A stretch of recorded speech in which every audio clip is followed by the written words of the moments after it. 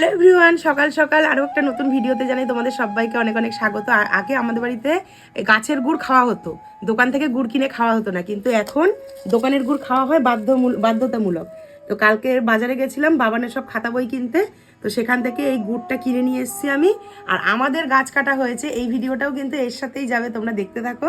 গাছ কাটা হয়েছে আর দুদিন পরে ভার পাতবে, গুড় হবে, রস হবে, সবই হবে। এবার আস্তে আস্তে তোমাদেরকে ব্লগের সাহায্যে মানে সমস্তটা জানাবো। আর দেখি কেনা গুড়টা কেমন, এটা একটু মা একটু তুলবে। পাটালি তো আছেই, এটা একদম দেখো ওরে বাবা গো, জলের মতো পুরো পুরো জল, মধু। হ্যাঁ মধু না, পুরো জল। তো যাই হোক, তোমরা দেখতে থাকো, আশা রাখছি তোমাদের ভিডিওটা ভালো লাগবে।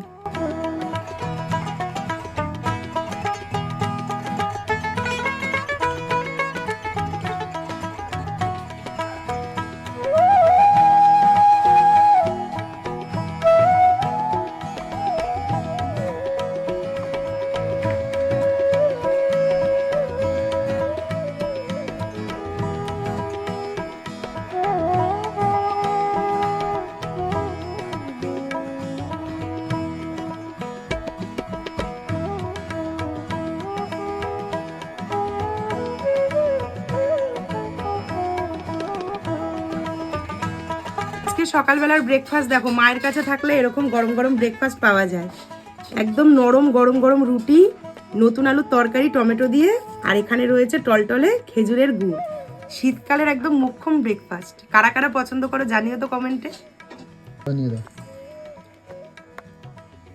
সাথে স্যালাড, আজকে যেহেতু শনিবার ওই জন্য শুধু শসা আর পেঁয়াজটা বাদ। আজকের দিনটা এভাবেই শুরু হলো, সেটাই তোমাদের সাথে শেয়ার করলাম। কেমন লাগলো জানিও, আর কাদের কাদের বাড়িতে খেজুর গাছ আছে কমেন্টে জানিও তো।